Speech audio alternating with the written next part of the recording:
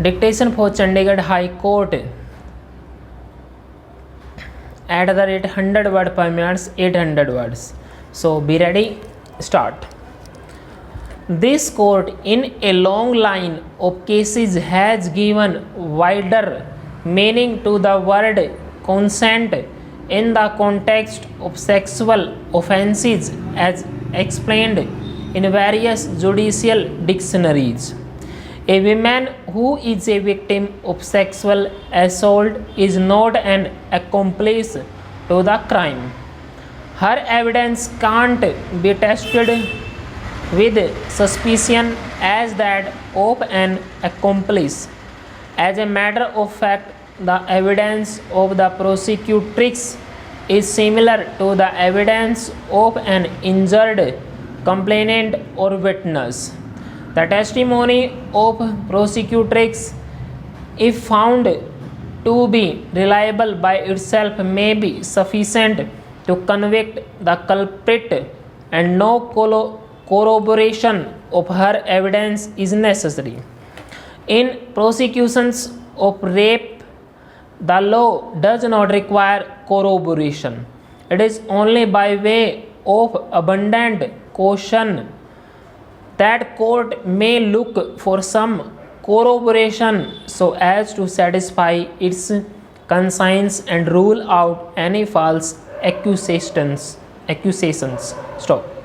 In examining the evidence of the prosecutrix, the courts must be alive to the conditions prevalent in the Indian society and must not be swayed by belief in other countries.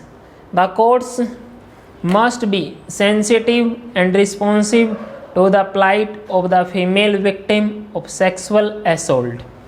The stigma that attaches to the victim of rape in Indian society ordinarily rules out the leveling of false accusations. The observations made in the case of Bharwada, Bognibhai, Harjibhai must be kept in mind invariably while dealing with a rape case. The contention on behalf of the respondent that no alarm was raised by the prosecutrix at the bus stand or the other places where she was taken, and that creates serious doubt about truthfulness of her evidence, overlooks the situation in which the prosecutrix was placed. Stop. She had been kidnapped by two adult males. One of them even wielded firearm and threatened her, and she was taken away from her village and kept in a rented room for many days, where Avon had sexual intercourse with her. Whenever she asked Avon for return to her village, she was threatened and her mouth was gagged. Full stop. The absence of alarm by her at the public place can't lead to an inference that she had willingly accompanied A1 and A2. The circumstances made her submissive victim, and that does not mean that she was inclined and willing to intercourse with A1. She had no free act of the mind during her stay with A1, as she was under constant fear.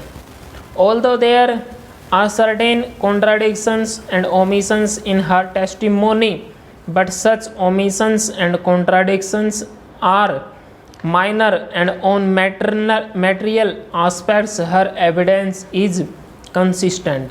The prosecutrix being illiterate and rustic young women, some contradictions and omissions are natural as her recollection, observance, memory and narration of chain of events may not be precise, except the bald statement of A1 under section 313 CRPC that he has been falsely implicated due to enmity.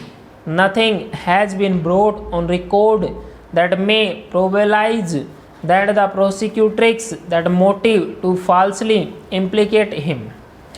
The circumstances even do not remotely suggest that the prosecutrix would put her reputation and chastity at stake for the reason stated by A1 under section 313 CRPC that a case was pending between A1 and 1 SR. The evidence of the prosecutrix is reliable and has rightly been acted upon by the trial court.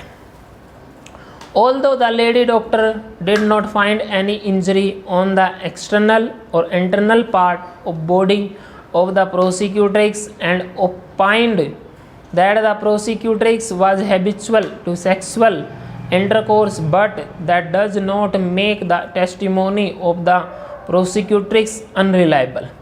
The fact of the matter is that the prosecutrix was recovered almost after 3 weeks. Obviously, the sign of forcibly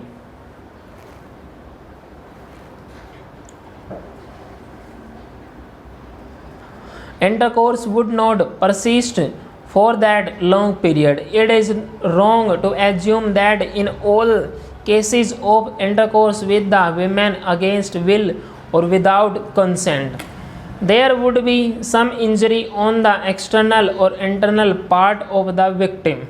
The prosecutrix has clearly deposed that she was not in a position to put up any struggle as she was taken away from her village by 2 adult males. The absence of injuries on the person of the prosecutrix is not sufficient to discredit her evidence. She was helpless victim. Due to fear, she did not and could not inform the neighbors where she was kept. As regards the belated FIR, suffix it to observe that PW1 he deposed that when he returned to his home in the evening from agricultural field, he was informed that his sister prosecutrix, who had gone to ease herself, had not returned. He searched for her and he was told by the 2 villagers that she was seen with the accused in the fields. Full stop.